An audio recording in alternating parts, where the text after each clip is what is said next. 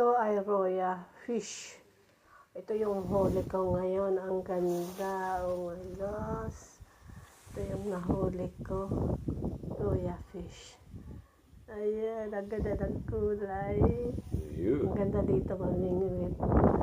Hindi kayo, mamingwit tayo. Ayan, tingnan niya. Ayan. Huli ko yan. Ang ganda dito mamingwit sa lake kasi maraming isda.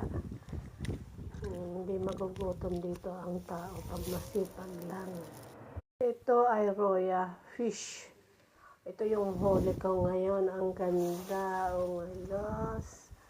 Ito yung nahuli ko. Roya Fish. Ayan. Ang ganda ng kulay. Ang ganda dito mamingwit. Hindi kayo, mamingwit tayo. Ayan, tingnan niya. Ayan. Huli ko yan. Ang ganda dito mamingwit sa lake kasi maraming isda. Hindi magugutom dito ang tao pag masipag lang.